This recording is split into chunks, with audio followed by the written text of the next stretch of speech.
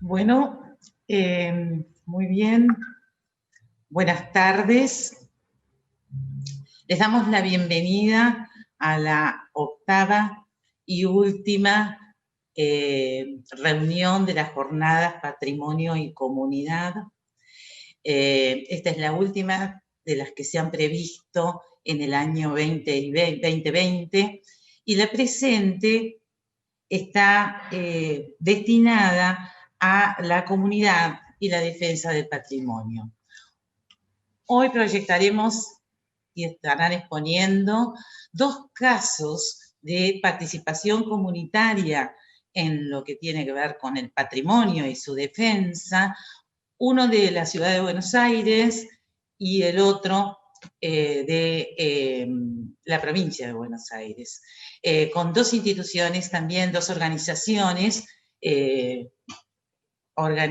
justamente armadas, organizadas y para la defensa del patrimonio. Una de ellas es Basta de Demoler y la segunda es los vecinos autoconvocados de Villa Elisa. En primer lugar, entonces, vamos a proyectar la primera, está el expositor aquí con nosotros, titulada Paisaje Urbano, Patrimonio de Proximidad y Comunidad en la Ciudad Autónoma de Buenos Aires, que está a cargo del arquitecto Carlos Blanco. Es egresado, Carlos Blanco, egresado de la Universidad Nacional de La Plata. Su práctica profesional se ha vinculado a proyectos y ejecución de arquitectura y urbanismo, donde el proyecto urbano se compatibiliza con criterios de participación ciudadana. Se destacan sus obras por una fuerte impronta en el patrimonio histórico, arquitectónico, urbano y ambiental. Fue docente universitario en diseño arquitectónico y proyecto urbano en la Universidad Nacional de Buenos Aires y en la Universidad Nacional de La Plata. Además, ha integrado el gabinete de asesores de la Secretaría de Planeamiento del Gobierno de la Ciudad de Buenos Aires en el año 2006 y el gabinete de asesores de la Auditoría General del Gobierno de la Ciudad en el año 2012. Participa activamente en organismos de control de la matrícula profesional, gremiales, ONGs vecinales en la ciudad de Buenos Aires, todas vinculadas a la defensa del derecho al patrimonio en la ciudad. Es, además, vicepresidente de la comisión directiva Basta de Demoler. Bueno, los dejo entonces. Ahora vamos a ver su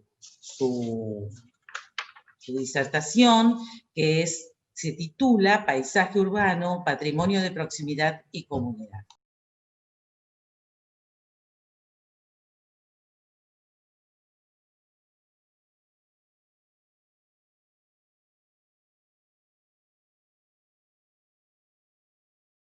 Bien, en la introducción de este trabajo para las jornadas, estas primeras tres placas de presentación sintetizan mi experiencia como miembro de una ONG, de las características de Basta de Demoler, que defiende el patrimonio arquitectónico, urbano y ambiental de la ciudad de Buenos Aires. Este párrafo de García Canclini sintetiza de alguna manera mi posición personal, que es aquella en la cual el patrimonio se puede manipular desde un horizonte, una perspectiva ideológica. Por lo tanto, el mismo es fácilmente ideologizable en la naturalización que se hace del mismo. Quería hacer otro comentario que está vinculado a que es aquel que se refiere al patrimonio y empoderamiento vecinal desde el fragmento urbano. Este este concepto, desde el fragmento, tiene que ver con el derecho a la ciudad que planteamos en última instancia, aquellos que defendemos el patrimonio como parte del concepto que el extractivismo urbano quiere hacer desaparecer de nuestro paisaje urbano.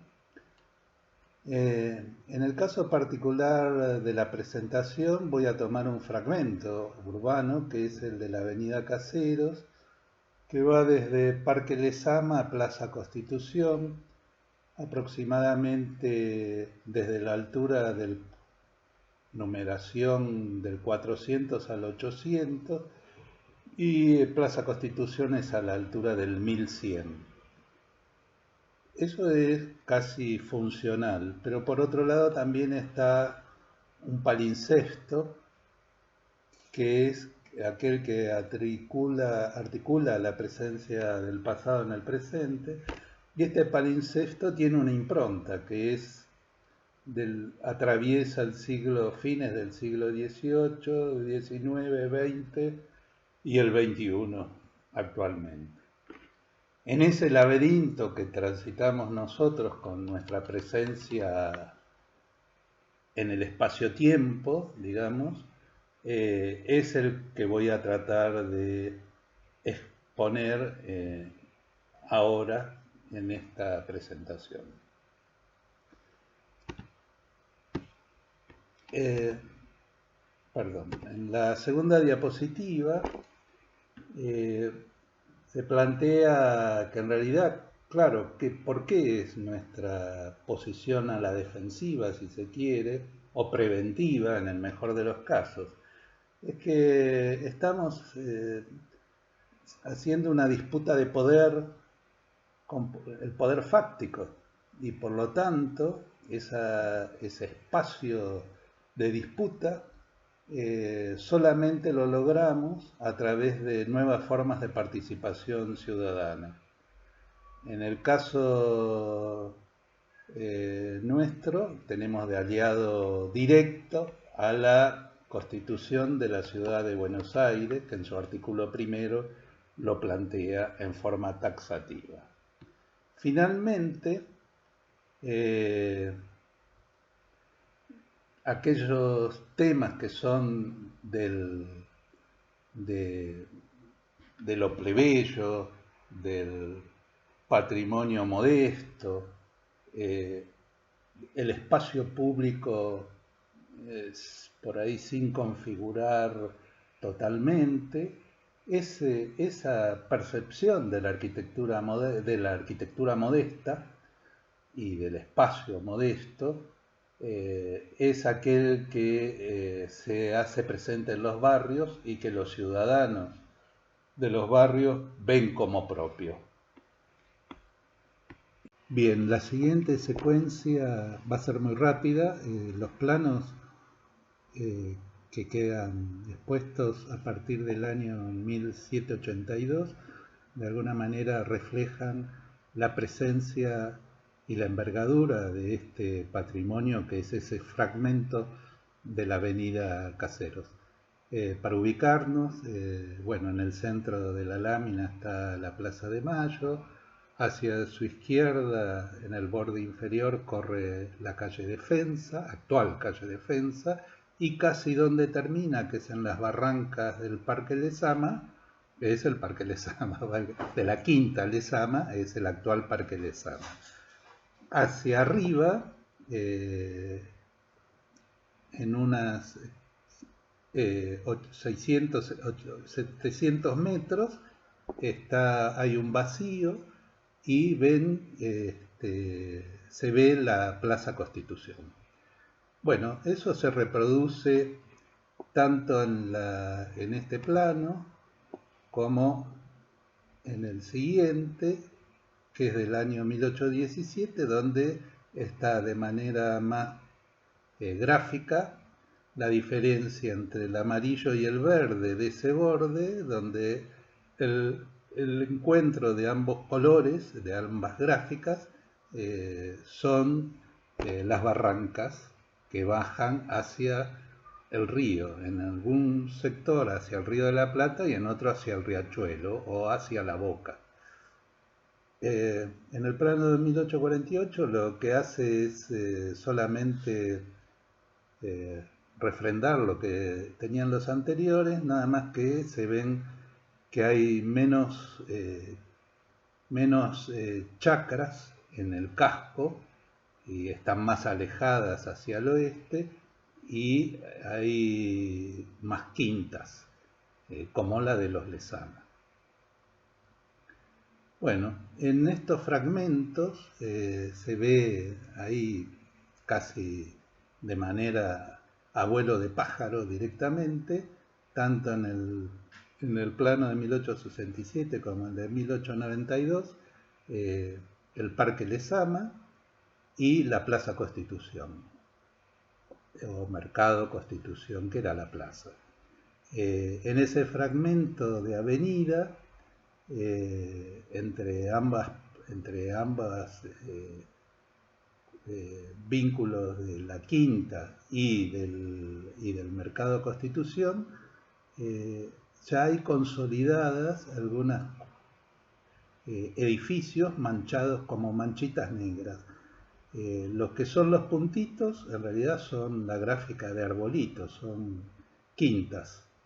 Y un poquito más lejos hay alguna chacra todavía. Bien, esos puntitos negros en realidad eran estos tremendos edificios sobre la avenida Caseros y Bolívar. En la foto de la izquierda podemos ver ya la avenida Caseros, la avenida Caseros en su encuentro con la calle Bolívar, ¿sí? Y por el otro lado, la foto de al lado es desde la avenida Bolívar mirando hacia Caseros. Bueno, este edificio fue demolido en realidad a principios del siglo XX. O sea, el hospital italiano en ese lapso se mudó al actual lugar que tiene. Bien, por otro lado, damos un salto en el tiempo. Esto es de 1940, como ven, bueno, hasta el Parque Lezama, ya consolidado con el museo, con la Quinta como Museo Histórico Nacional, y la calle Defensa en su borde. El ensanche ese que aparece es la avenida Caseros, vista desde el avión, o desde el dron, siempre tenemos que tener en cuenta que, bueno, en esa avenida Caseros, en ese Parque Lezama, se encuentra el monumento a Pedro de Mendoza, porque en algunos historiadores ubican que la fundación de Buenos Aires se realizó por allí cerca. También tenemos otras cuestiones, no sé, literarias en Sobre héroes y tumbas del año 1961, estaba caminando por el Parque Caseros en este sector que alcanzamos a ver en la foto. Digo, para que vean la envergadura que tiene este tema. Por otro lado, la otra diapositiva, bueno, plantea el remate ya de la avenida sobre, es el fragmento que va del 800 al 1100. Vemos en el extremo izquierdo la estación del ferrocarril Roca y enfrente un pedacito de la estación Constitución. Hay una franja construida que desapareció porque por encima pasó la autopista, que es la que está frente a la estación Constitución, que no es la plaza. Por el otro lado, la avenida Montes de Oca y Caseros, bueno, se alcanza a ver el hospital El Izal, ex Casa Cuna, ex Casa de Niños Expósito del año 1873, pero también la literatura. Borges ubica el Aleph en la proximidad de Avenida Garay y Montes de Oca, que es el fragmentito que está en la parte superior que alcanzamos a ver, después de la avenida de la calle Brasil, o Avenida Brasil, en cercanías de la avenida Garay y Montes de Oca. Bueno, esto es lo que de alguna manera es el patrimonio al cual vamos a pasar a contar ahora en detalle qué es lo que ocurrió. Bien, comienzo la presentación de casos. En el tema el Boulevard de Caseros es uno. Este es muy particular, volviendo a los comentarios anteriores, va entre la altura del 400 de la avenida hasta el 1100, que es Plaza Constitución. Voy a hacer una cuestión autorreferencial. En este tema comienza en el año 1997 como una reivindicación de la cooperadora de la escuela primaria a la que iban mis hijas, que era la escuela Juan de Garay, en Avenida Caseros al 700. Y también estamos en los inicios del gobierno de la ciudad autónoma de Buenos Aires, con la nueva constitución y con una sociedad vecinal bastante sublevada. Particularmente llevo esto al ejemplo de lo que significó la generación del proyecto de comunicación o de un bulevar parquizado en el año 1997, y que fue tomado por el diputado Eduardo Josami del Frepaso, para aquellos como propio, e implementado a través de su asesora, que era mi actual y en ese momento esposa, la arquitecta Adriana Pérez Moralejo. Vale también que esto se implementó luego de una gran movida social, que será otro caso a estudiar, que fue el grupo de vecinos en defensa del Parque de Lezama, que en conjunto, bueno, es otro tema. Lo interesante es que la declaración de interés del bulevar permitió seguir avanzando en la parte administrativa del gobierno de la ciudad, e incluso incorporarlo a alguna línea de presupuesto en plena crisis económica. Pero todos sabemos que una vez que está en el presupuesto de una gestión, se puede llegar a implementar en algún momento se puede llegar a implementar. Bien, paso directamente. Acá justo es un tema que toca Nani Arias. En algún momento ella estuvo en el Ministerio de Cultura. Bueno, el Boulevard de Caseros se ejecutó durante su gestión. Vemos algunas fotos que lo muestran en distintas maneras, en el antes y el después, y que a lo que voy termino mostrando cómo está hoy el Boulevard de Caseros y cómo se materializó. Y por el otro lado, Adriana relata en el año 2002, en el Diario de la Nación, cómo es el recorrido de esa gestión que se inició en el año 1997 y se concreta en el año 2007. Lo que sí es interesante es el concepto de lo que significa para los vecinos. Acá tenemos algunos comentarios de Centennial y algún que otro Millennial, donde la herramienta del bulevar se piensa en los comentarios que realizan como una forma positiva del control del tránsito y de la movilidad vehicular y peatonal y enriquecimiento estético de la ciudad de Buenos Aires, y como lo leen allí, se refieren a las otras dos avenidas que cruzan San Telmo, una es Independencia y la otra la avenida San Juan.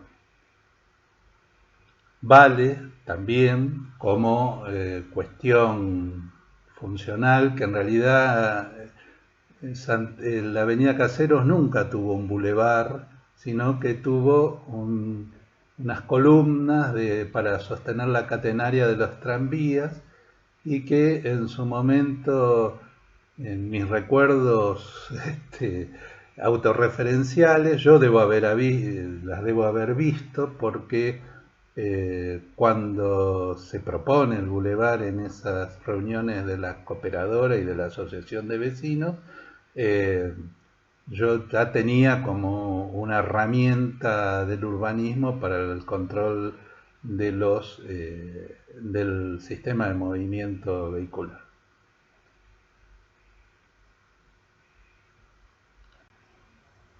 Bueno, en esta secuencia de casos autorreferenciales me voy a referir al OVNI de la avenida Caseros, nombre puesto por los vecinos. Esto es del año, ya me tocó como miembro de comisión directiva de la ONG Basta de Demoler. Esto es en el año 2000, fines del 2011. Los vecinos se enteran de la aparición a través de las desarrolladoras que lo publicaron y de esta imagen que genera una ruptura. Hay una organización que en realidad es un blog de un arquitecto que a la sazón fue alumno mío en la Universidad de La Plata, del arquitecto Ignacio Fusilier, y él hace esta presentación a través del blog. Esto es retomado por algunos vecinos notables, entre ellos el diputado de la ciudad, el Rafael Gentili, de la Izquierda Democrática, y también por la Defensoría del Pueblo, que en ese momento tenía misiones con respecto, ahora no, pero en ese momento sí, con respecto al tema patrimonio cultural en general. También había un vecino del sur de la ciudad a cargo de la Defensoría Adjunta, que es el doctor Gómez Coronado. En realidad, Basta de Demoler aparece con la difusión y una especie de lobby que se fue desarrollando entre los vecinos, las redes y las redes sociales y la prensa. Esto tiene una secuencia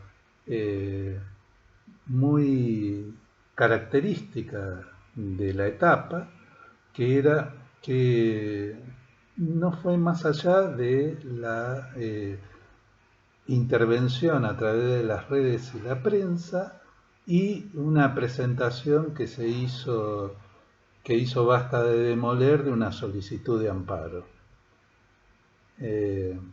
Voy mostrando en las distintas diapositivas cómo se fue encarando el tema, cómo se difundió a través de Basta de Demoler en su momento, o en el mismo blog de Proteger Barracas, y lo que sí tiene una culminación es el amparo presentado en el 2014, se termina como definitivo en el año 2015. En el camino se había hecho una nueva ley de ampliación del casco histórico, del APH1, se había se había dictaminado la nueva norma que era de amortiguación, en la cual quedaba incluido este edificio y por lo tanto ya no podía ejecutarse. Se le pidió a la desarrolladora que reelaborara el proyecto y bueno, nunca más se llevó adelante. Y al 800 de Avenida Caseros nos quedamos con el bulevar y por ahora con una manzana, con una parcela sin construir.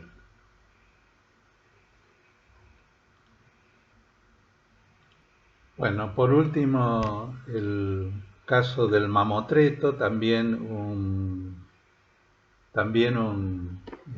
nombre incorporado por los vecinos.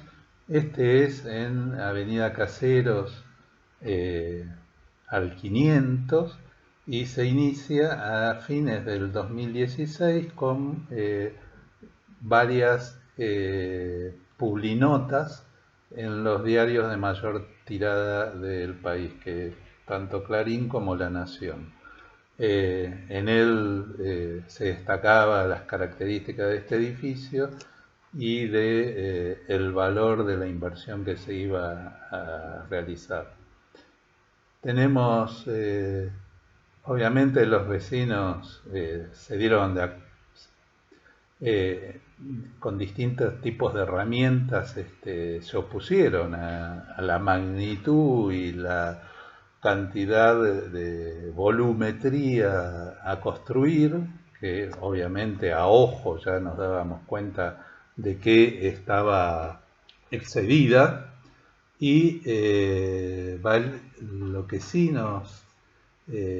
hubo un rápido movimiento desde la juntada de firmas en una change.org hasta intervención en la empalizada de obra que se había ploteado con un proyecto del edificio.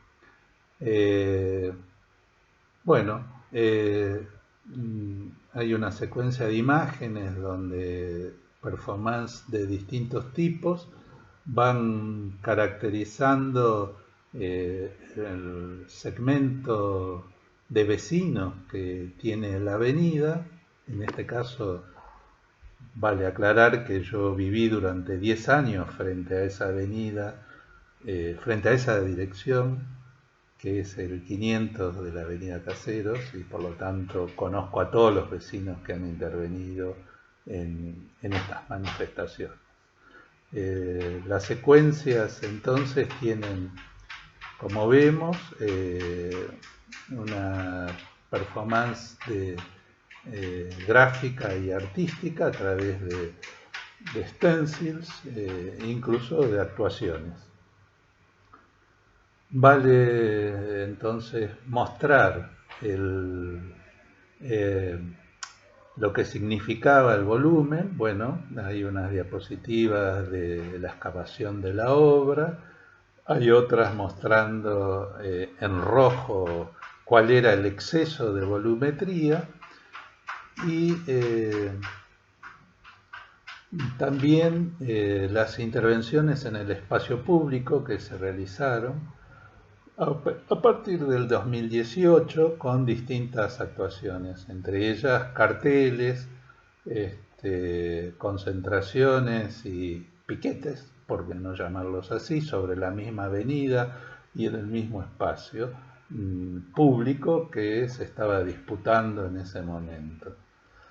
Vale recordar que, bueno, también fue ya como miembro de Basta de Demoler, también fui parte de esto, y porque nuestra ONG se presentó un amparo y por el cual lo ganamos recientemente.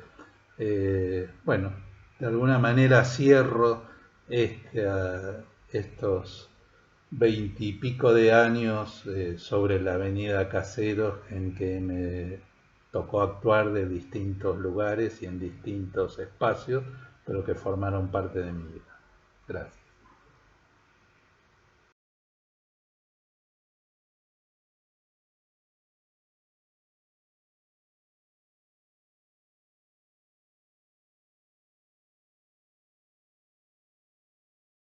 Muchas gracias, arquitecto Blanco, por este panorama de acción comunitaria en defensa del patrimonio en estos tramos de la avenida Casero. Les recuerdo a todos, todas, que hacia la última media hora los expositores de hoy van a responder a las preguntas, por los que pueden consignarlas en el chat y les van a ser transmitidas. Ahora vamos a compartir otra experiencia de acción comunitaria, esta vez en la provincia de Buenos Aires, impulsada por VAVE, Vecinos Autoconvocados de Villa Elisa. La presentación estará a cargo de Ricardo González, que es doctor en Historia y Teoría de las Artes, profesor titular en la Universidad de Buenos Aires, director también de la Maestría en Patrimonio Artístico y Cultura en Sudamérica Colonial y director del Instituto de Teoría e Historia del Arte Julio Pairo de esta Facultad de Filosofía y Letras. Su exposición se titula La comunidad de Villa Elisa y la defensa del Parque Pereira Iraola. La compartimos entonces.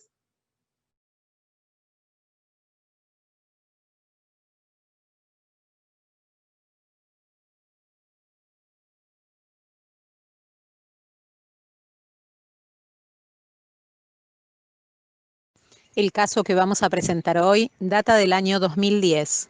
En la provincia de Buenos Aires, República Argentina, grupos de vecinos y asambleas locales se unifican para oponerse al trazo del tramo 4 de la autopista Presidente Perón. Este tramo buscaba unir las ciudades de Campana y La Plata, atravesando un pulmón verde de más de 10.000 hectáreas, el Parque Pereira Iraola. Buenas tardes a todos. Quiero presentarles el caso de la defensa del Parque Pereira por parte de los vecinos de Villa Elisa.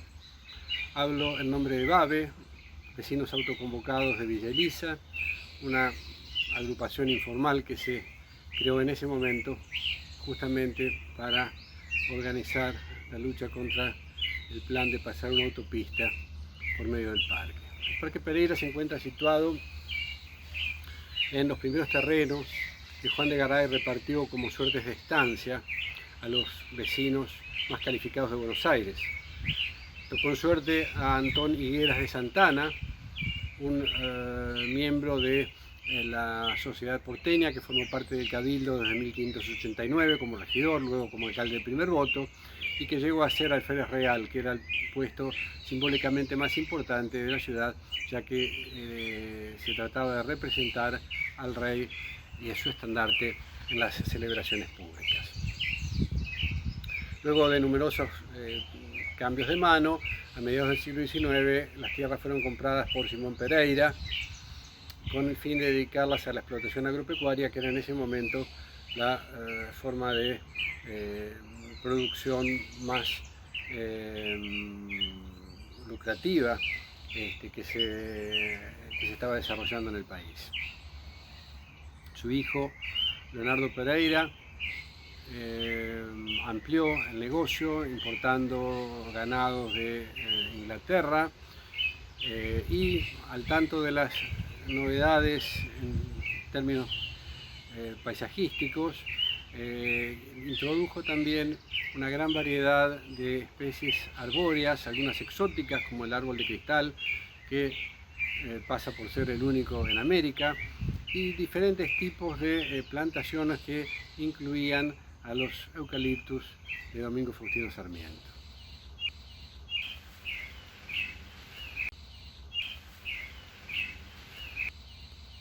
Cuando murió Leonardo Pereira en 1899, uno de sus hijos, Martín Iraola, fundó la estancia Santa Rosa en el extremo sudeste de la propiedad y desarrolló un importante programa arquitectónico y paisajístico.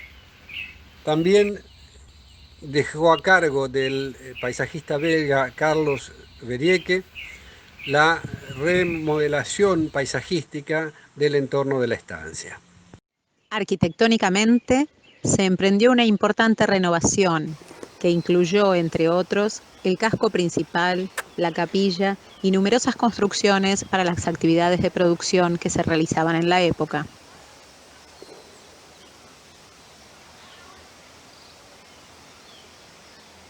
Estas modificaciones, junto a las introducidas por su padre Leonardo, van a producir el modelo de lo que sería el paisaje de estancia pampeana sobre la base de la articulación de varios elementos distintos.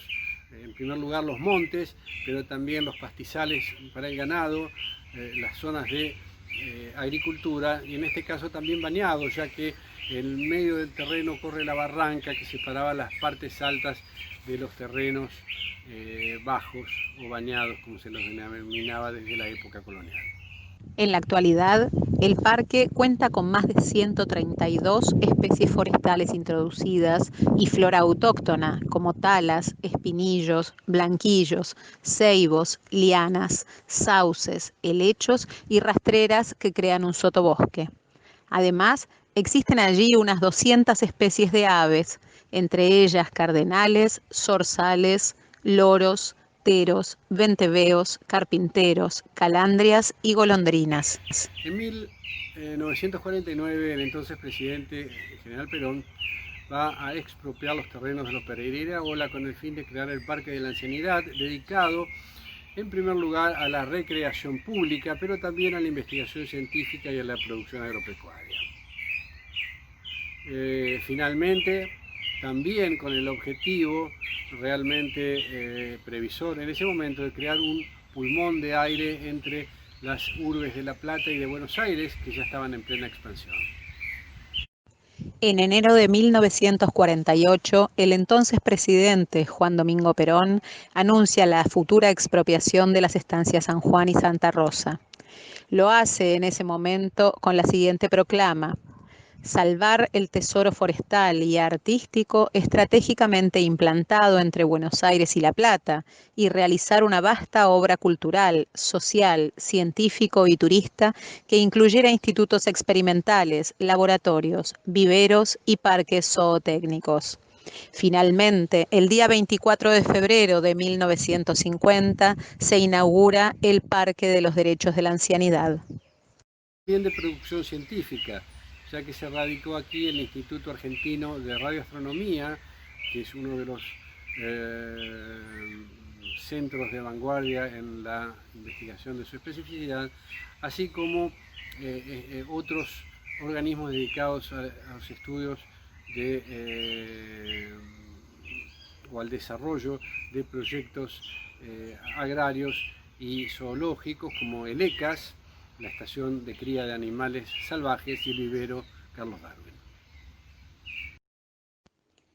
El comité del programa El Hombre y la Biosfera de UNESCO realizó su última reunión en 2007 en la ciudad de París.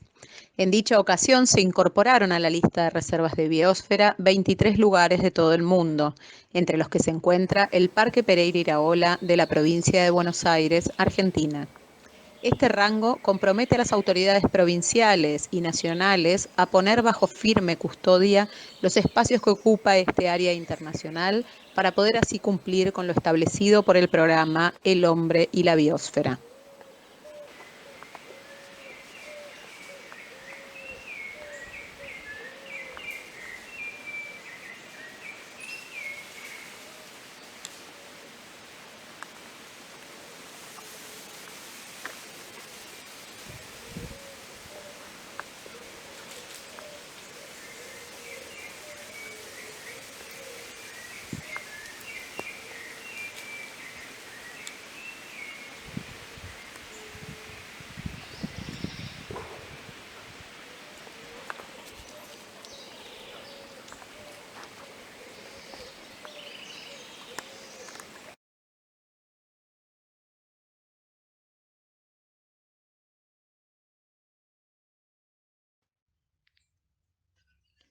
A partir de febrero de 2010, cuando se firma el contrato de inicio de obra de la autopista Presidente Perón, comienza a reunirse la Asamblea de la Reserva de Biosfera Pereira-Iraola. Se compone por vecinos, guardaparques, asociaciones en defensa del medio ambiente, integrantes de pueblos originarios y cátedras libres de la Universidad Nacional de La Plata. En el mes de abril presentan un amparo para frenar el avance de la construcción y obras del tramo 4. En el mes de mayo, el ex defensor del pueblo de la ciudad de La Plata, Luis Malagamba, presenta un proyecto de solicitud de informes. En el mes de junio, el fiscal de Estado rechaza la construcción del tramo 4 de la autopista Presidente Perón. Sin embargo, en el mes de agosto, Vialidad Nacional decide dividir en dos las audiencias públicas y se desarrolla el 27 de septiembre la correspondiente a los tramos 1, 2 y 3. El día 13 de septiembre, el juez federal de Quilmes, Luis Armela, dictó una medida cautelar de no innovar. En su fallo señala que la autovía pondría en real, efectivo e inminente peligro el equilibrio ecológico de un hábitat natural.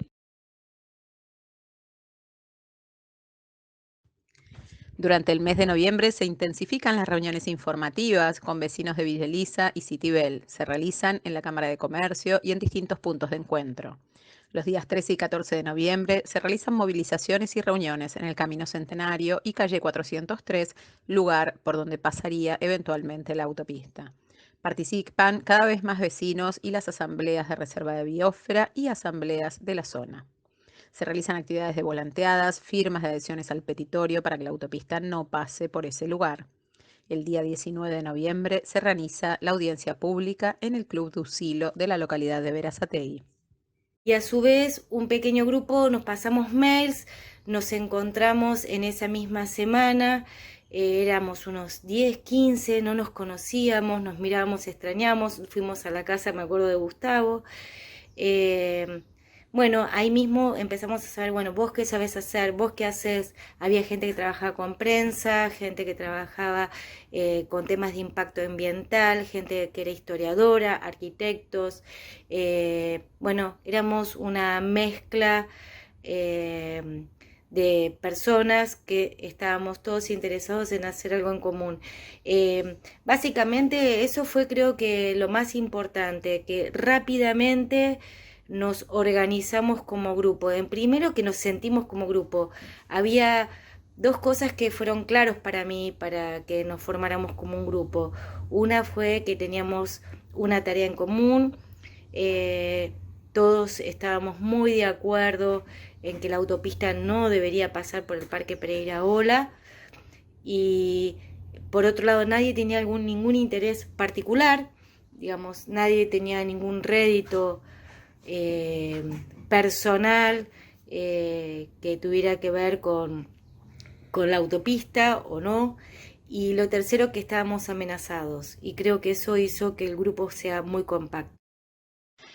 VABE, vecinos autoconvocados de Villa Elisa.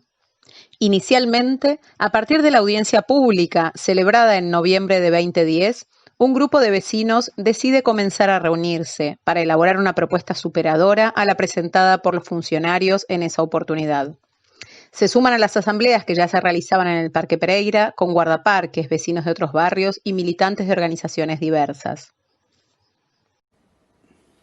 Hola, ¿qué tal? Soy Pablo Tapia, arquitecto que laburó con vecinos autoconvocados de Villa Elisa por el tema de la autopista Presidente Perón. Hoy les voy a explicar las alternativas de trazas, tratando de simplificar para no complicar la cosa, a las cuales nos opusimos.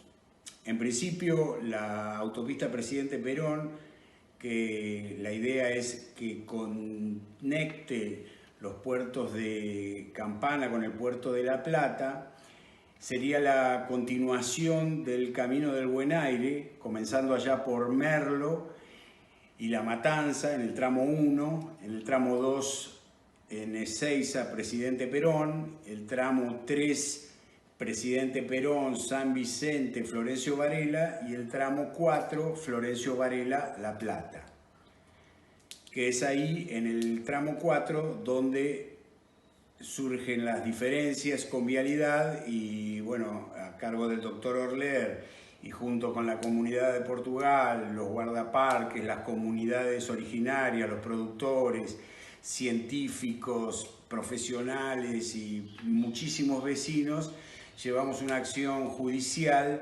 para oponernos a este trazado del tramo 4 que pasaba por el Parque Pereira Iraola o por encima de las producciones y viviendas de los vecinos de Villa Elisa, lo cual generaba un alto riesgo de impacto ambiental negativo, con lo cual nos propusimos tratar de cambiar su trazado y bueno, con el tiempo se logró, ya abarcando la traza de entrar a La Plata y por la avenida 90 hasta el puerto de La Plata. Me vinculé al grupo porque amamos el parque, porque mis chicos se criaron y toda la comunidad aprovecha el parque porque es un pulmón verde importantísimo, pero fundamentalmente porque soy economista, soy geógrafo, me formé y doy clase en la universidad pública, me dedico a estos temas y realmente el estudio de impacto ambiental y el análisis económico era muy endeble desde el punto de vista de la información, desde el punto de vista de los indicadores y además, lo cual más me preocupaba, era muy endeble metodológicamente, dentro de una concepción muy discutible. Por otro lado, se planteaban una serie de beneficios para nuestra comunidad de Villa Elisa y de Arturo Seguí, como cuestiones de empleo, de desarrollo económico, que no se verificaban de ninguna manera. Así que en realidad mi planteo era: hagamos bien el estudio costo-beneficio, hagamos bien el estudio de impacto ambiental. Si se demuestra primero que hace falta una autopista de estas características, que también era un tema a discutir, hagámoslo con la mejor opción, estudiada y en consenso con todas las comunidades que hubiesen recibido un impacto. Así que la verdad es que creo que nos metimos en esto y yo me metí en este tema en particular y creo que hicimos un aporte importante y que además de esto debería reflejarse en cómo nosotros en la Argentina, en la provincia de Buenos Aires, tomamos este tipo de decisiones. Así que ha sido una experiencia muy, muy rica en este sentido también, en el sentido de lo teórico y en el sentido de lo metodológico. Nos organizamos, 2 personas hicimos la parte más de coordinación, creamos un correo electrónico grupal para poder ordenar las tareas, tanto para que no se pisoteen y para que no falten. Otro grupo hizo prensa y medios, otro grupo se dedicó a hacer más el análisis jurídico y seguir las causas jurídicas. Otro grupo hizo impacto ambiental. También hubo otros grupos que hicieron patrimonio. Todas estas acciones estaban bastante coordinadas y durante casi 2 años, desde el 2010, desde noviembre de 2010 hasta casi fines del 2011, todas las semanas teníamos planificadas una acción. Marimari Compuche, Marimari Pupeñi Pulamien, Kusaucatno, Bupa Bupatsun, Gamakia Gamakiasun, Incheta Victorina, Melipangui Antijo Espoja, Lonco Gamakiasun, autoridad de la comunidad Calbuyo Hotel, Punta de Flecha Azul, Mapuche Tehuelche, de la localidad de Villa Elisa, Partido de La Plata. Bueno, yo quería acompañar este trabajo colectivo que se está por realizar desde nuestro aporte como pueblos preexistentes al Estado argentino y al Estado chileno, que son estados muy jóvenes en relación a los milenarios que somos los pueblos, en este caso mapuche y una cuna tehuelche. Ante nuestro compromiso, como siempre fuimos guardianes del Ixofilmolguén y estando asentados en territorio preexistente, que es hasta el sur de Córdoba, el territorio del pueblo tehuelche mapuche, dentro del territorio ancestral, reitero, estando el Parque Pereira Iraola o Parque de la Ancianidad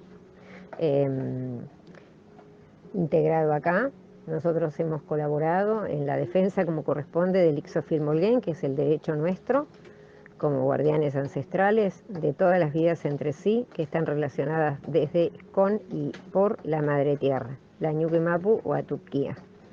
Así que dimos batalla en el 2010, como corresponde desde el marco del derecho, con consulta libre preinformada y participación activa de las comunidades regionales. Nosotros somos regional al Parque Pereira, por lo cual acompañamos a los guardaparques, que son las autoridades pertinentes, y a las otras organizaciones que también se hicieron eco de este reclamo y esta defensa por el tema de la autovía Presidente Perón, la cual se dio una lucha bastante importante y después de casi 10 años el juez dictaminó a favor del parque y a favor de las vidas. Así que debemos continuar nosotros en esa responsabilidad y ese acompañamiento. Y siempre tener en cuenta que no solamente se reconoce la preexistencia étnica, cultural, espiritual, filosófica y territorial de los pueblos indígenas, sino también la participación, consulta libre, previa e informada, como lo establece el convenio 169 o convenio de la OIT, Organización Internacional del Trabajo, con su sede en Ginebra, Suiza, y todos los derechos, tratados y convenios internacionales que se refieren a tal fin. Bueno, hermanos, nosotros vamos a continuar siempre en la lucha mientras estemos en este plano, acompañando esto, porque es nuestro derecho ancestral y territorial, fundamentalmente, contando con el respeto y el aunamiento de todas las otras organizaciones y fundamentalmente con la confianza y el respeto de nuestros hermanos guardaparques. Así que a continuar por la lucha, a continuar por la permanencia y la resistencia y cuidando a nuestra Madre Tierra y su derecho de vidas. Nosotros sin ella no podríamos existir, ella sin nosotros sí.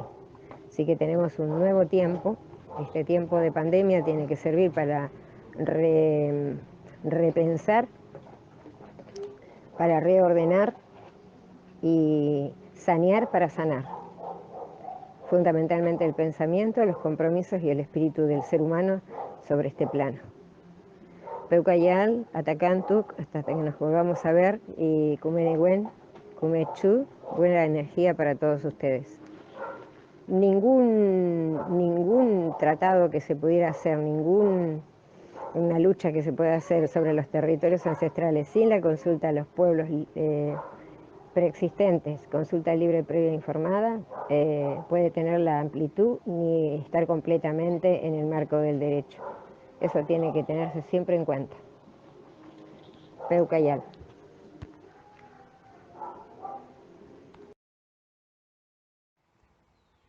Hola a todas y todos, mi nombre es Pedro Antonio Castriotti, soy guardaparques del Parque Provincial Pereira Iraola, área natural protegida de la provincia de Buenos Aires, que junto con la Reserva Natural Integral Punta Lara conforman la Reserva de Biosfera Pereira Iraola, declarada como tal por UNESCO en el año 2007. El parque protege una muestra representativa de lo que es el pastizal pampeano, ¿sí? Pero además de pastizal tenemos bosque, tenemos humedales, pajonales y también algunos bosquecillos de talares y selva marginal en galería. Además de estos ambientes naturales muy ricos que albergan también una fauna muy importante, tenemos dentro del parque los antiguos edificios de las ex estancias, ¿sí?, que constituyen un patrimonio histórico y cultural muy importante a proteger. En el año 2010 quisieron atravesar al parque con una autopista, pero la comunidad organizada en la asamblea de la Reserva de Biosfera hizo las actuaciones necesarias y pertinentes para reclamar que este espacio natural no sea vapuleado. Se realizó una querella al Estado Nacional y después de muchas idas y venidas en el juicio, hace unos pocos meses tuvimos la sentencia definitiva que nos dio la medida cautelar en su momento, no innovar. Así que como corolario nos queda que si la comunidad está organizada debidamente y tiene los objetivos claros de lo que defiende, puede conseguir lo que desea. Muchas gracias. Bueno, como verán acá en el plano, desde Merlo hasta La Plata, el último tramo, que es este, el tramo 4, atravesaba la reserva del Parque Pereira Iraola y atravesaba también los cultivos de los quinteros y las viviendas de la gente de Villa Elisa, sin incluir al partido de La Plata en su trazado, llegando a un lugar neutro sobre la autopista La Plata-Buenos Aires. Nosotros lo que propusimos fue la continuación de la Ruta 6 hasta el enganche con la Avenida 90, que ya tenía los terrenos para tal fin, para entrar al puerto por el lado de Berisso. Sí, acá hay un muestrario de las alternativas. 1 y 2 eran la que iba, 1 por el Parque Pereira y 2 por la 403, para llegar luego al puerto de La Plata, en un recorrido de 43,5 kilómetros. Había otra alternativa que iba a Ruta 2 Hudson, con 55 kilómetros, para llegar al puerto de La Plata. La alternativa 4, que era la Ruta 36 hasta la 90 y la 90 al puerto de La Plata, que tenía 55 kilómetros. La alternativa 5, que era Ruta 2 hasta la 90, de 55 kilómetros también. Y la alternativa 6, que era la continuación de Ruta 6, que fue por la Avenida 90 hasta La Plata, que era de 59 kilómetros. Como verán, la diferencia no es mayor a 10 kilómetros y el mejoramiento y la calidad del impacto ambiental puede ser enorme. Así que, bueno, aplaudimos esta decisión de abarcar a la ciudad capital de la provincia en el trazado y tratar de evitar un daño ambiental enorme. Les mando un abrazo.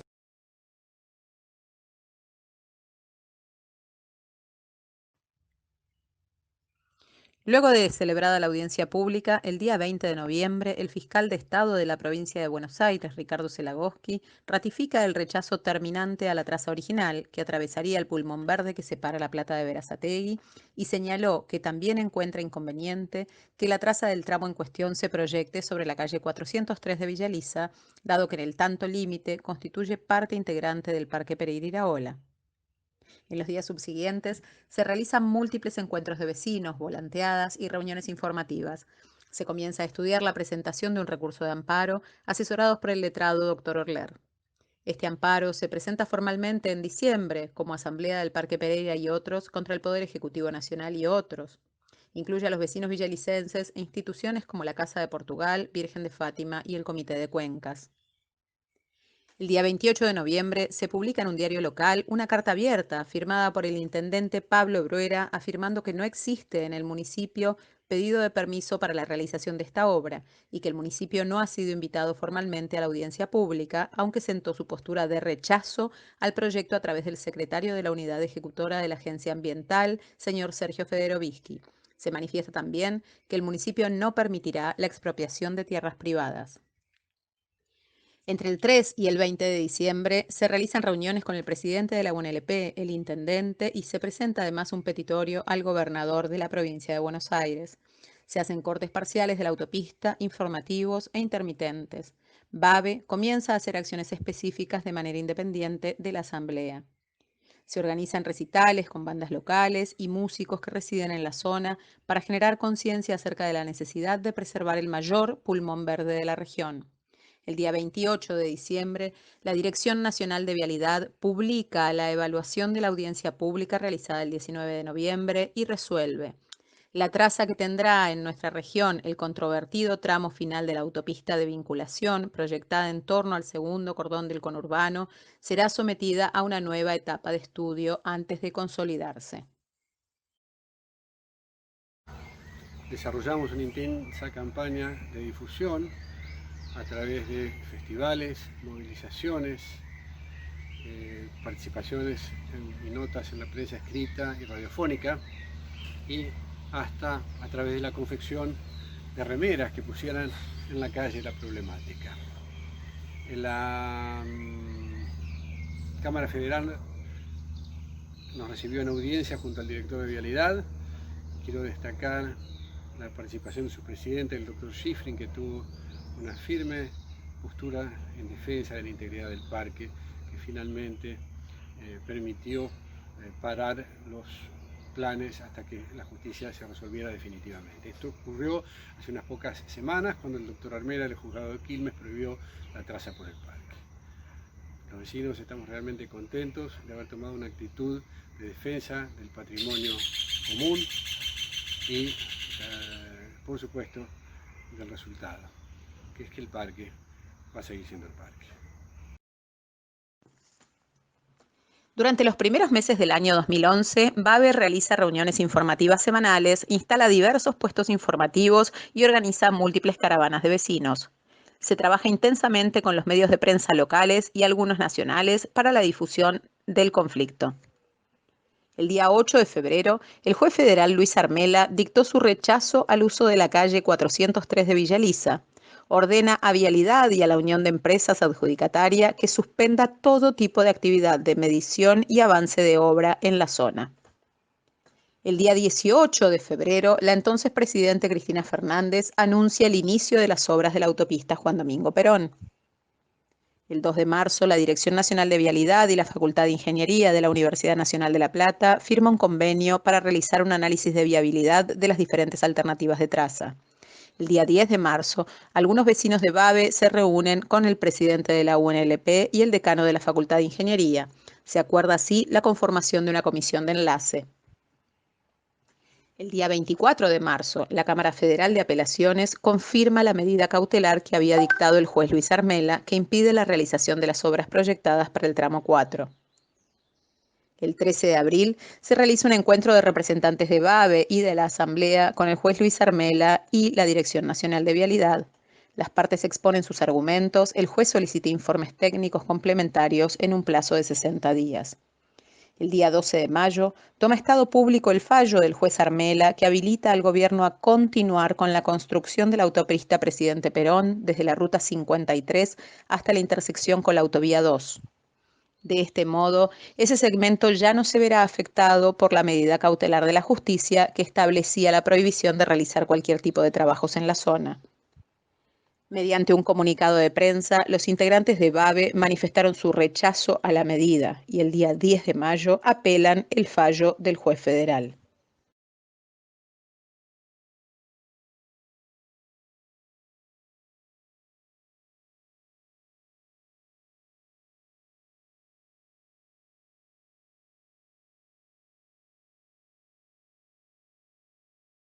En el día de hoy nos estamos juntando acá en Ayar.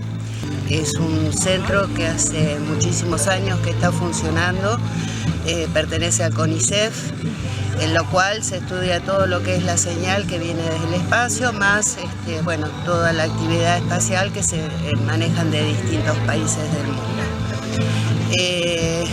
Realmente la convocatoria de hoy es porque desgraciadamente no se está pensando en este espacio como realmente se debe pensar, y va a pasar una autopista sobre todo esto, en lo cual la Asamblea del Parque, el Foro del Río de la Plata, en defensa del Río de la Plata, la salud y el medio ambiente, han convocado a un abrazo simbólico al todo Ayar, solicitando a las autoridades que nos escuchen, ya como escucha el Yar desde el espacio, que ellos nos escuchen desde acá de tierra, para que esa autopista no cruce por el Parque Pereira. Con el maestro, los maestros todos acá. Un aplauso para Mario Serra en la batería. Cucu Pássaro, ex combatiente de Malvinas, en la guitarra. Julio Moura, en la guitarra.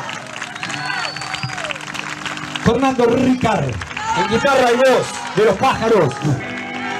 Pablo Rica. Y ahora nos vamos a despedir un poco de rock and roll. A ver. Nosotros, hola, ¿qué tal? Nosotros somos músicos que vivimos todos en la zona y venimos a colaborar con esta cruzada de poner el grito en el cielo, un no en contra de la autopista. Primero, que va a destruir toda esta hermosa reserva ecológica que es el Parque Pereira, extrañamente reclamado por diferentes jurisdicciones, por la cual nadie termina haciéndose cargo y por eso está huérfano de protección. Y la autopista le va a caer por entre medio, esto va a dejar de ser lo que es, el impacto ecológico se sabe, el ruido, la contaminación. Esta es una zona muy bonita, residencial, de granjas, de zonas de cultivo de flores, de hortalizas. Bueno, pasando la autopista por medio todo esto desaparecería, montones de fuentes de trabajo, la tranquilidad de la gente que eligió este lugar para vivir, pues es un lugar tranquilo. Clase media, podemos decir que hay de todo, pues es más bien barrio. Y bueno, esto destruiría todo. Hay quienes no sé si lo toman en cuenta o no, o están detrás de la importancia de lo que es el lucro de la obra pública y se pasan bien por ahí toda la intención y la voluntad de la gente que vive en esta zona.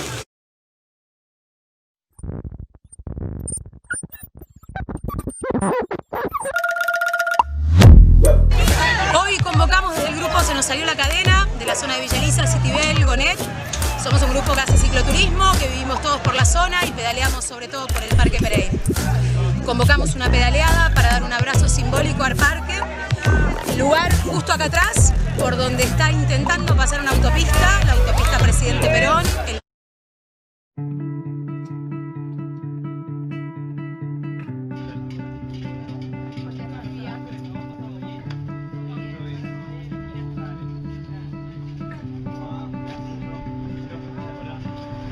Meu amor, essa é a última opção pra salvar seu coração.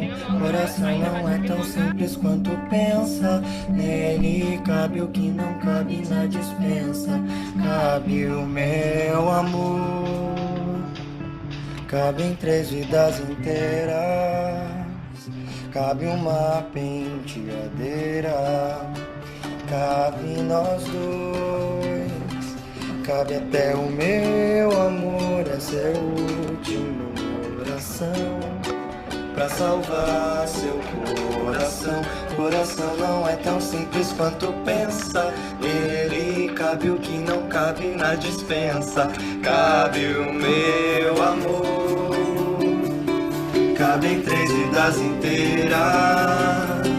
Cabe uma penteadeira, cabe nós dois, cabe até o teu amor. Essa é a última oração pra salvar seu coração. Coração não é tão simples quanto pensa. Nele cabe o que não cabe na dispensa. Cabe o meu amor, cabe 3 vidas inteiras.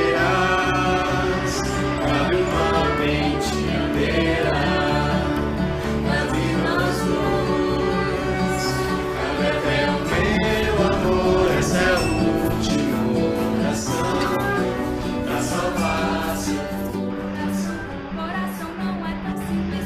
pensa. Nele cabe o que não cabe na dispensa. Cabe o meu amor, cabe em 3 vidas inteiras. Cabe uma penteadeira, cabe nós dois, cabe até o meu amor. Essa é a última oração pra salvar seu coração. Coração não é tão simples quanto pensa. Nele cabe o que não cabe na dispensa. Cabe o meu amor, cabe dentro da tempera. Cabe uma penteadeira, cabe nós dois, cabe até o meu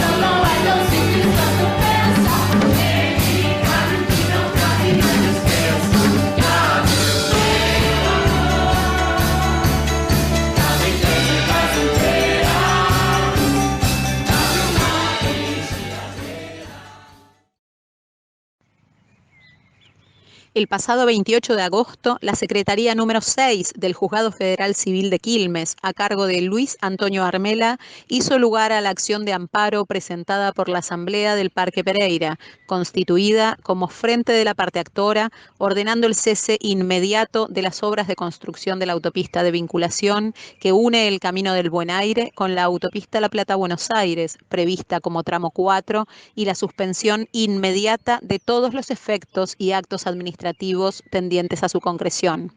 El proceso tuvo lugar en el marco de la construcción de la autopista, toda vez que la Dirección Nacional de Vialidad previó su paso por el Parque Pereira-Iraola y posteriormente por la calle 403 de la localidad de Villa Elisa, límite natural del parque y zona de amortiguación de la zona protegida, lo que de seguir su curso afectaría el interés ambiental colectivo, situación esta, según la actora, pone en real, efectivo e inminente peligro el equilibrio ecológico de un hábitat natural incorporado al sistema de áreas naturales protegidas del mundo en forma de reserva de biosfera.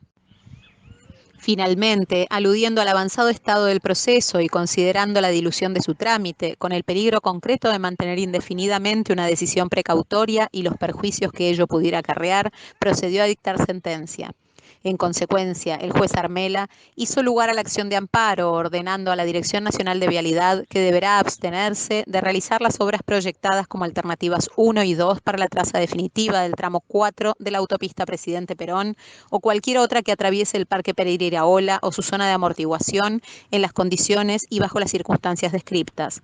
Todo ello, habida cuenta la normativa protectora de que goza el Parque Pereira-Iraola, conforme prescriben la Constitución Nacional en el artículo 41, la Ley número 25.675 General del Ambiente, la Ley Provincial número 11.723 y habiendo mediado ausencia del dictado de la Declaración de Impacto Ambiental por la autoridad competente.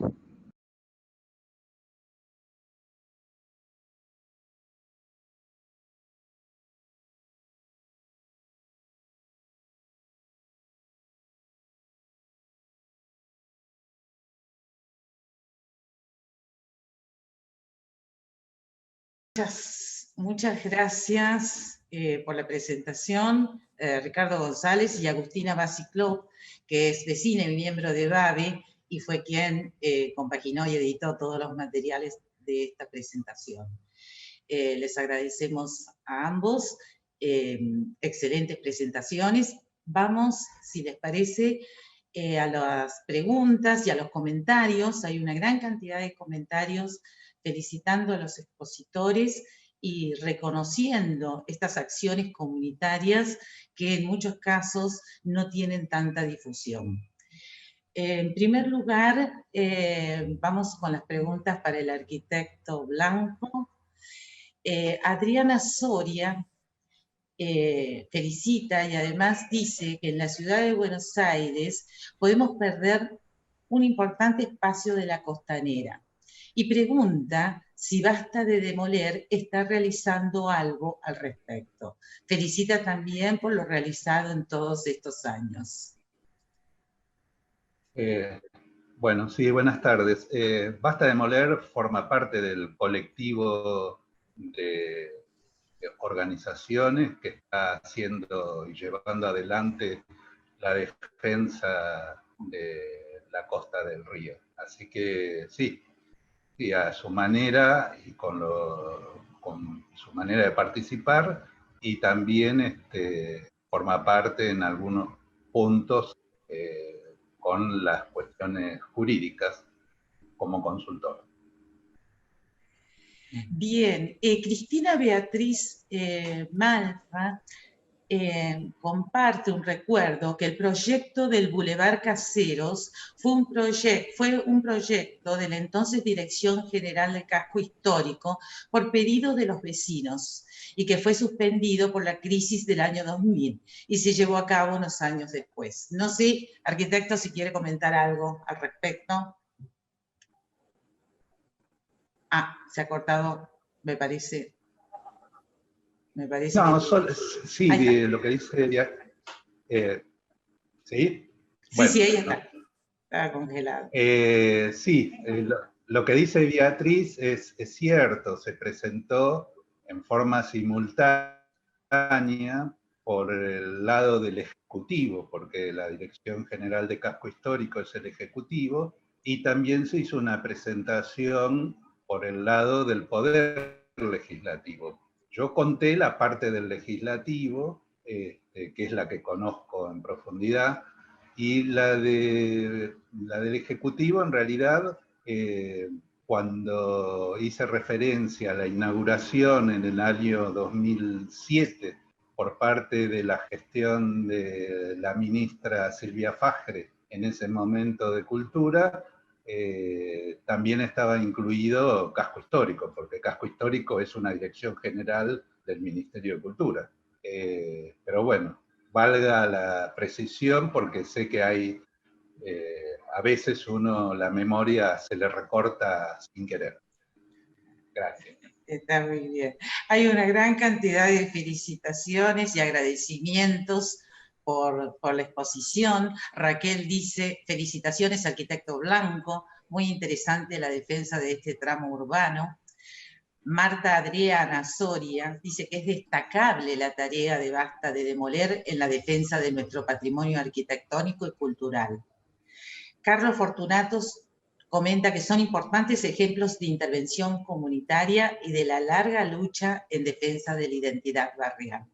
Excelente trabajo que realiza Basta de Demoler, dice Jorge Luchetti, conocía esta entidad tratando de defender la Villa Rocatagliata en el barrio de Copland, siempre apoyando a los vecinos.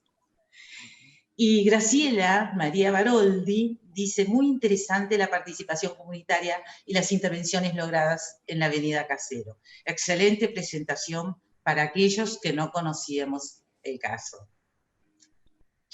Sí,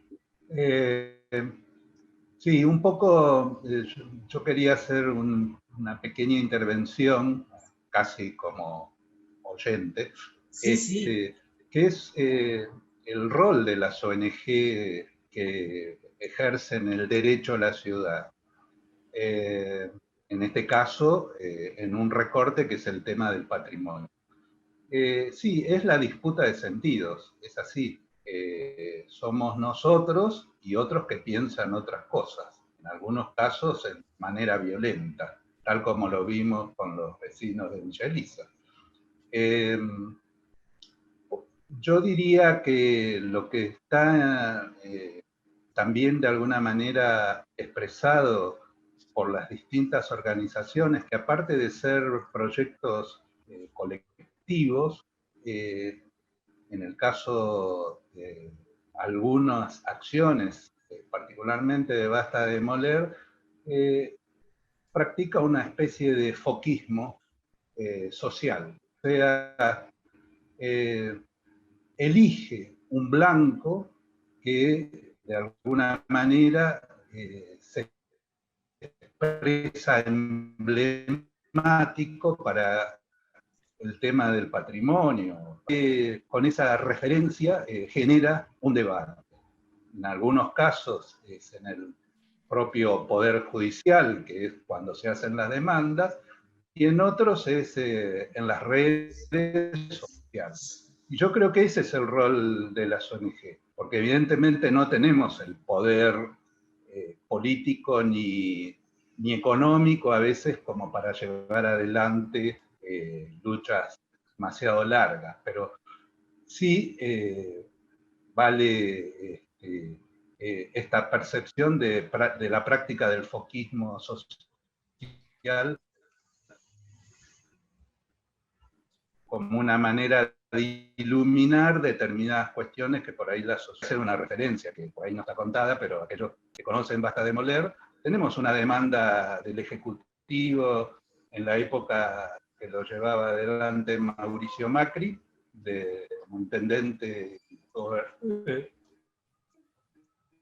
jefe de gobierno de la ciudad, por $3 millones contra nuestra organización, la cual no solo fueron contra la asociación civil, sino contra algunos de sus integrantes, el caso de Santiago Puzo o Sonia Berman, y con juicios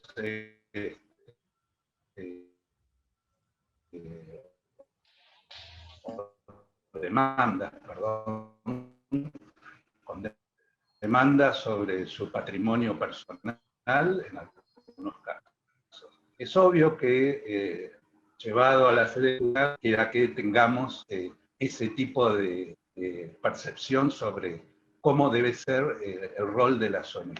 Es así. Iluminar en determinados casos concretos y en otros casos resistir contra este tipo de demandas que hacen los poderes fácticos. Perfecto. Sí, sí. Excelente, muchas gracias, arquitecto. Hay gran cantidad de comentarios para ambas exposiciones, favorables, por supuesto, felicitando y agradeciendo. Ahora vamos a pasar a las consultas para la otra exposición de Babi. Raquel les pregunta, ¿qué función tienen actualmente los cascos de las estancias históricas?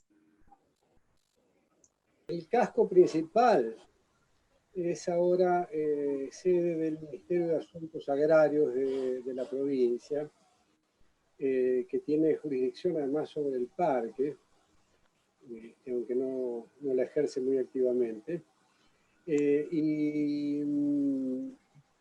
Después la capilla sigue siendo capilla, es el único edificio que ha conservado su función original. Y algunas de las otras edificaciones son parte de la infraestructura de mantenimiento del parque.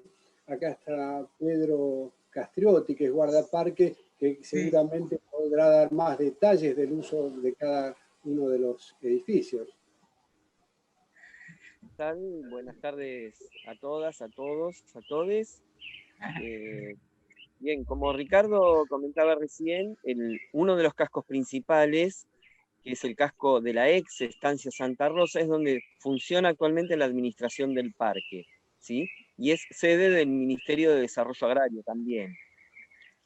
Y el otro casco importante, que es el más importante, el principal, el que formó parte de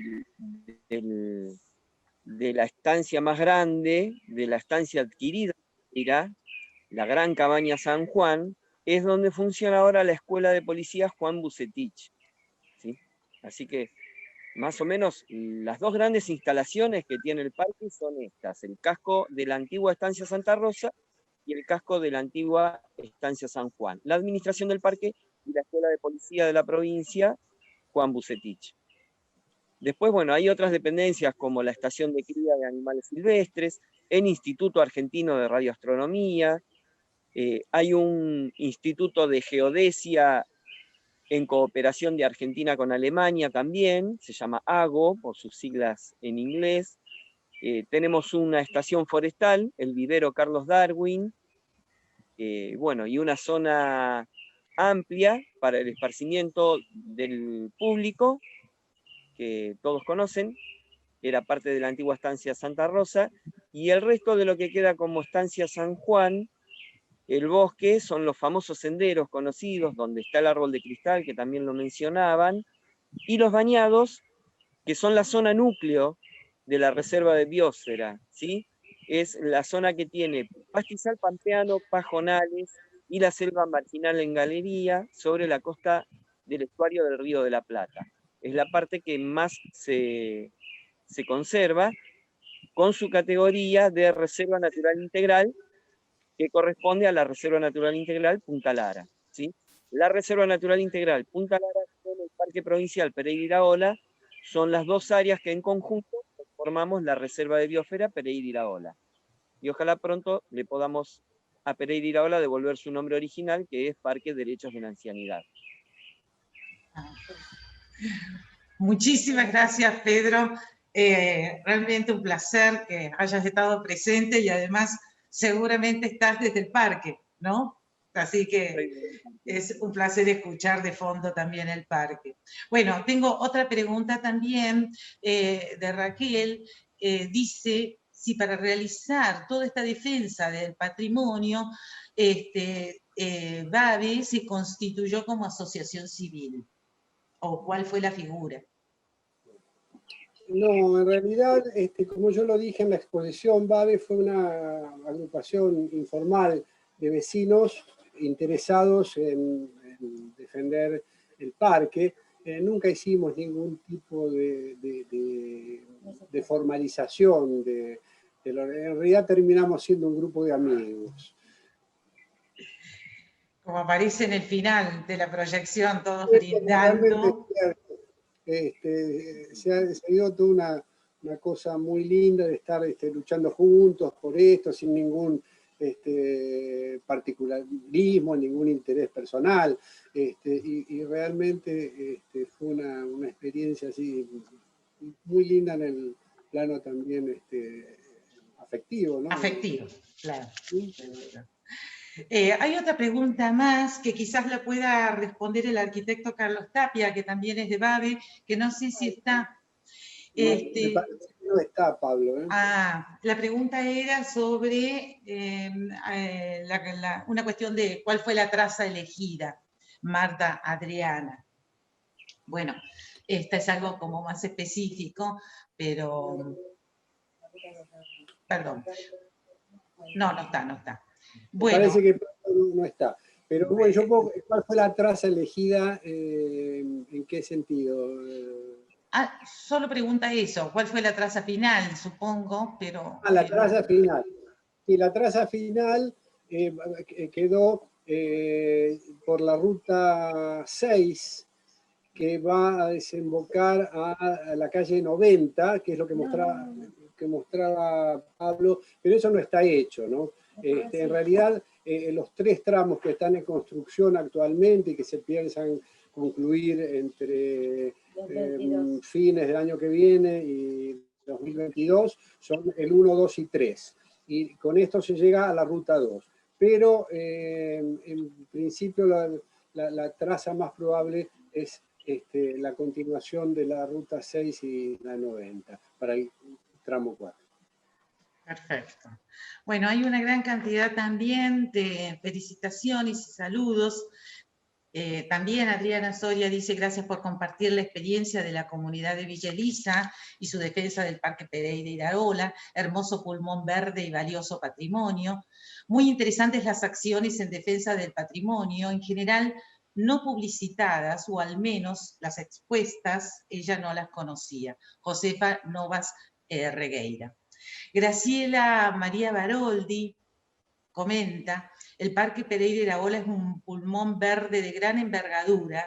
Es muy importante la preservación patrimonial, natural y arquitectónica para las generaciones actuales y futuras. Felicita a los protagonistas de la protección. Josefa Novas dice: muy interesantes las acciones en defensa del patrimonio, en general no publicitadas, al menos las expuestas no las conocía. Y Raquel también comenta esto nuevamente, lo novedoso que resultó para ella, los detalles relacionados con estas 2 exposiciones. Es una excelente y oportuna intervención para salvar el lugar, dice Patricia Alejandra Hernández. Y Celeste dice: ojalá que el proyecto de Costa Salguero corra con la misma suerte que este caso del Parque Pereira Iraola. Muy interesantes ambas charlas, dice Elsa Pagliano, muestra clara de lo que puede lograrse cuando los objetivos son claros y la comunidad se une para alcanzarlos. Excelentes y efectivas intervenciones de la comunidad, felicitaciones en general. Y Flavia, y esto lo voy a comentar porque va dirigido a las 2 exposiciones, excelentes las 2, dan ánimos para seguir luchando. En Vicente López nos acaban de destruir parte del pastizal pampeano de la reserva ecológica para hacer pasar un camino para ciclistas que podría pasar por otro lado. De hecho, hicimos una propuesta que no fue tenida en cuenta.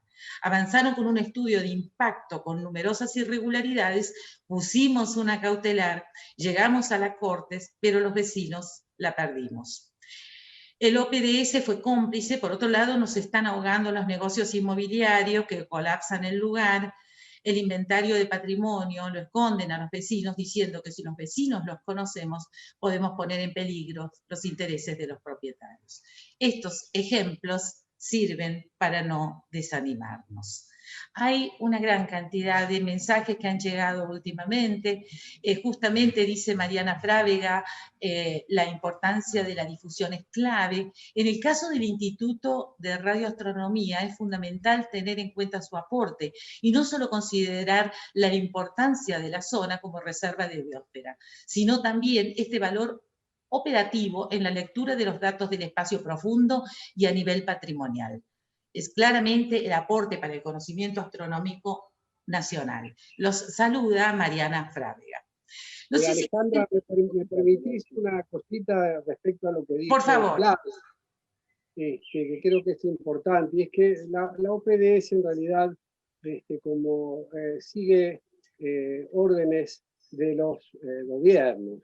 También en nuestro caso la OPDS definitivamente pateaba en contra de nuestros pedidos entonces, digamos, esta es una cosa que hay que considerar, cómo juegan los actores que de alguna manera están vinculados al poder político, que en general son los que llevan adelante este tipo de proyectos. Y también la cuestión inmobiliaria, ¿no? Nosotros acá siempre pensamos que había un gran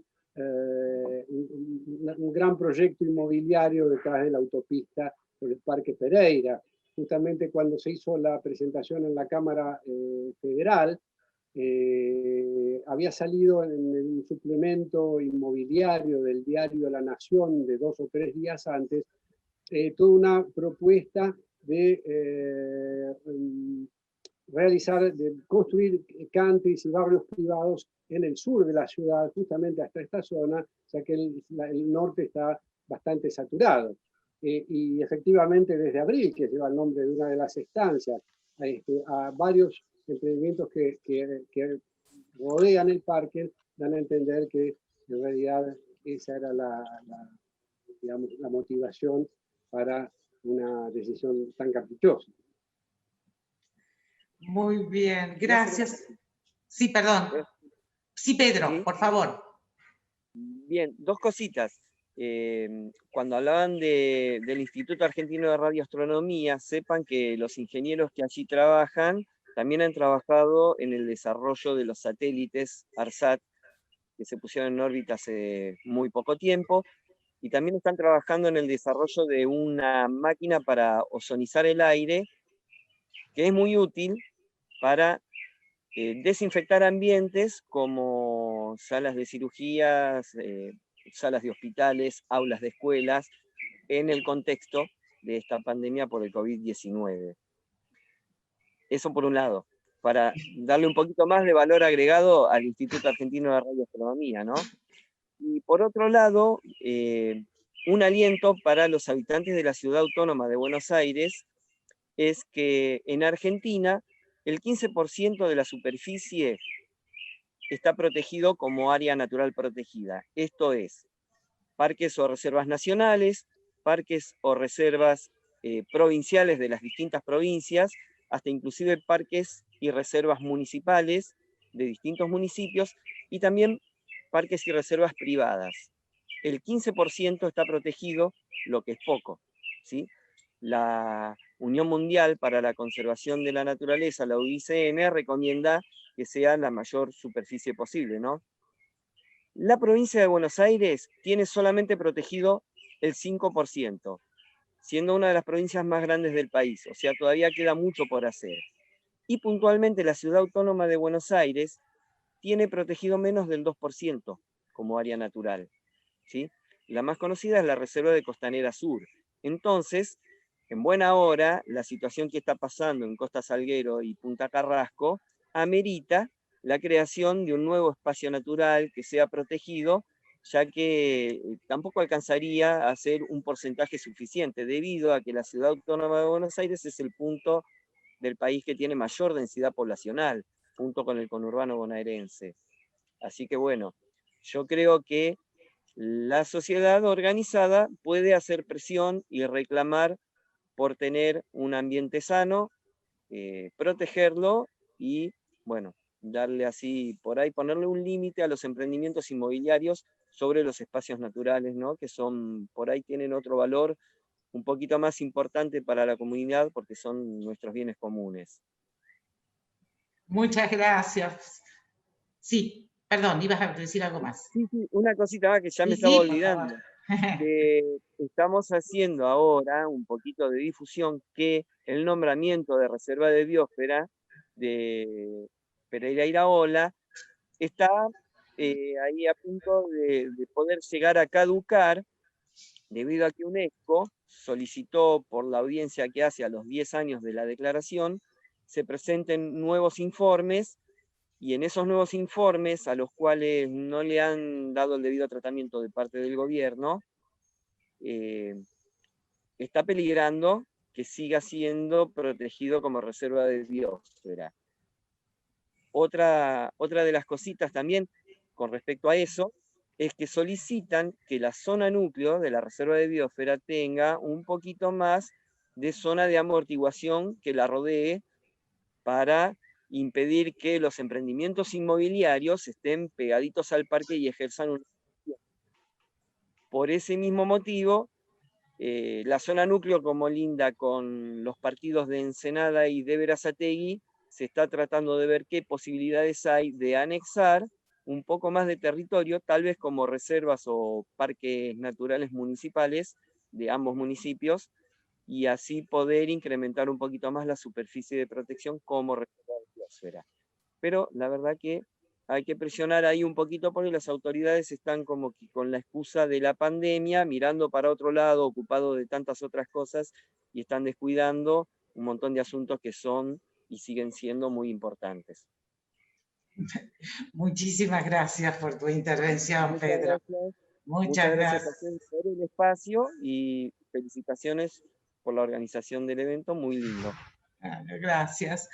Hay acá una última pregunta que llegó para el arquitecto Blanco, no sé si está todavía, que pregunta si se sabe en qué quedó el reclamo del cine y teatro sobre Avenida Caseros al 200, Parque Patricio, pero no sé porque tenía un problema de conexión.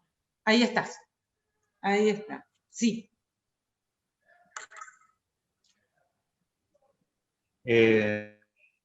No, en particular se llevó a un caso privado entre los que hicieron la demanda, dos vecinos de Parque Patricios, y está en eso, o sea, está en un proceso...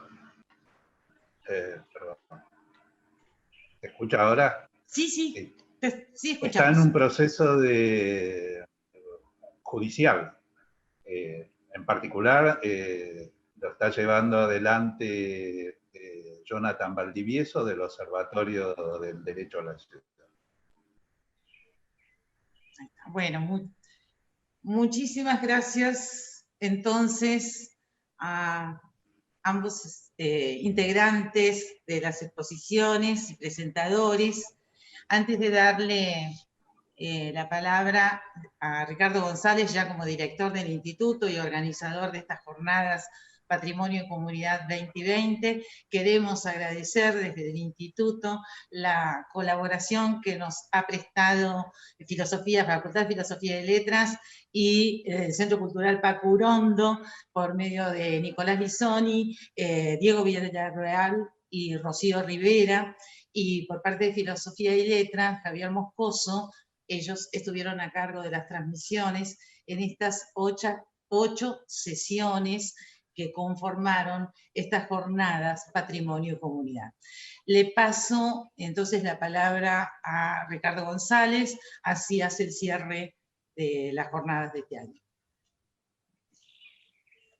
Bueno, quiero agradecer en primer lugar a quienes asistieron a las jornadas, que han sido bastante fieles porque hemos mantenido un caudal de público muy interesante a lo largo de estas 8 largas jornadas que fueron 2 meses.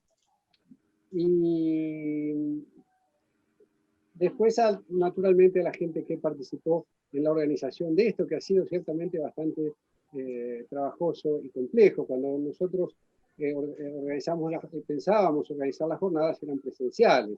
Luego la pandemia nos obligó a pasar al sistema Zoom, lo cual trajo, por otra parte, también algunas ventajas, que fue la posibilidad de contar con situaciones de todo el país, pero que requirió una puesta en marcha bastante compleja, lo cual nosotros teníamos bastante temor y bastante duda de cómo iba a funcionar, porque realmente no teníamos experiencia en esto.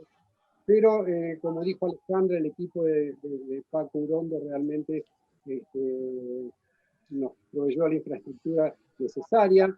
El equipo del Instituto Pairó se hizo cargo de toda la cuestión más de difusión y administrativa, y el equipo organizador más reducido, Marcelo Laive, Nani Arias, Alejandra y Alejandra Niño, trabajaron permanentemente en esto. Alejandra particularmente estuvo a cargo de gran parte de las compilaciones y las ediciones del material que llegaba, que fue un trabajo realmente muy grande.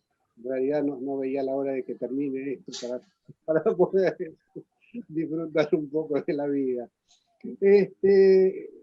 Por otro lado, y en relación con el uso del Zoom y la federalización del encuentro, creo que ha sido una cuestión realmente muy positiva, muy favorable, porque permitió exponer y visibilizar y difundir cantidad de situaciones muy variadas, muy distintas, de casos de todo el país, difícilmente lleguen a conocimiento de un público más general. Fíjense ustedes que nadie conocía el caso de Villa Lisa, estamos hablando de una localidad a 25 minutos de Buenos Aires.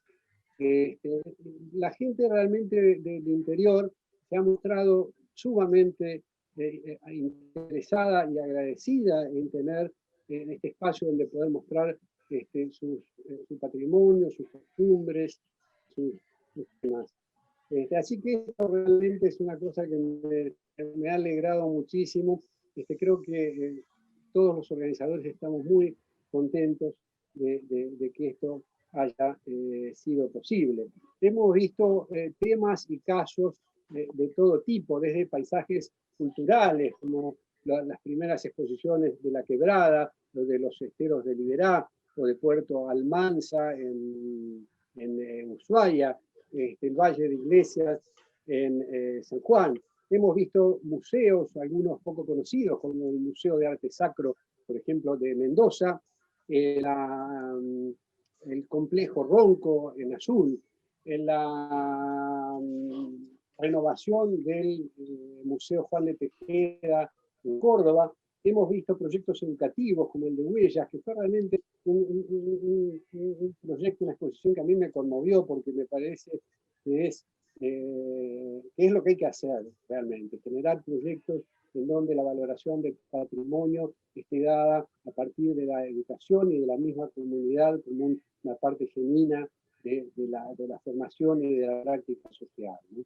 Ahí vimos las historias de estos paris urbanos que recuperaban desde crímenes hasta panaderías en Benito Juárez, realmente cosas que creo que vale la pena difundir. Hemos visto rutas históricas como el Camino Real en la zona de Areco.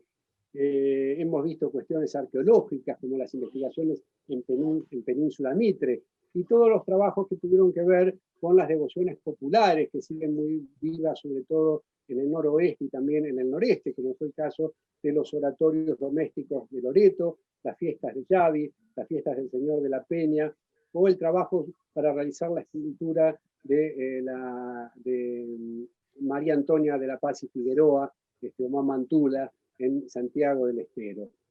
Hemos visto cuestiones técnicas como la construcción en adobe, o la sacha guitarra en Santiago del Estero, un instrumento realmente fantástico y sorprendente. Hemos visto recuperaciones históricas como el trabajo sobre la obra de Pauque en la ciudad de San Javier, en Santa Fe. Hemos visto paisajes urbanos como la que presentamos hoy a propósito de Buenos Aires, cementerios como el caso de Mendoza, y finalmente el paisaje o el patrimonio natural, como vimos en el caso del Parque Pereira y Iraola de Villa Elisa. Es decir, ha sido un conjunto no solo de temas muy distintos, sino también de lugares muy distintos y de situaciones muy distintas.